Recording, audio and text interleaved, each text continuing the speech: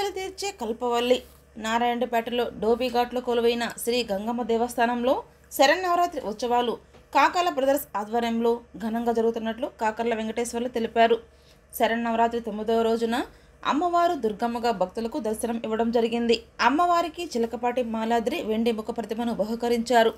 శరన్నవరాత్రి ఉత్సవాల్లో భాగంగా చేపడుతున్న పూజా కైంకర్యాలకు ఉభయకర్తలుగా మాధవరపు కిషోర్ కుమార్, ఝాన్సీ దంపతులు వ్యవహరించారు. ఈ కార్యక్రమంలో కాకర్ల బ్రదర్స్, చెప్పల రమణయ్య, గురునాథం, బాలు, గోపవరం రంగనాయకులు, కొత్తకోట నారాయణ, రాధాకృష్ణ, నరసాపురం మధు, భక్తులు తదితరులు పాల్గొన్నారు.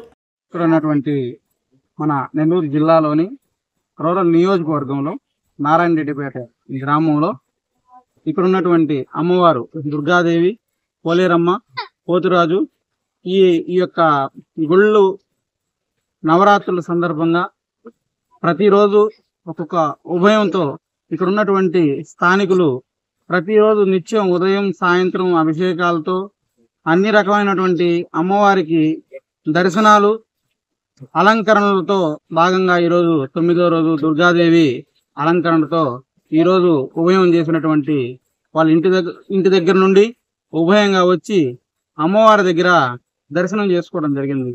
ఈ యొక్క నారాయణపేట గ్రామంలో అమ్మవారు దుర్గాదేవిగా, పోలేరమ్మ తల్లిగా, పోతురాజుగా ఇక్కడ ప్రతి ఒక్కరిని దర్శనం ఇచ్చి వాళ్ళ ఆశీస్సులు ప్రతి ఒక్కరికి ఇవ్వడం, ఇక్కడ ఉన్నటువంటి స్థానిక రజకులందరూ, గ్రామస్తులందరూ అమ్మవారిని మొక్కడం, వారి ఆశీస్సులు అందరికీ ఉండాలని చెప్పి ప్రతి ఒక్కరూ కలిసికట్టుగా ఉండి ఏదైనా సాధించాలంటే ప్రతి ఒక్కళ్ళు కలిసికట్టుగా ఉంటే ఆ కార్యం ఎటువంటి పెద్ద కార్యం కూడా చిన్నదిగా అయిపోతుంది.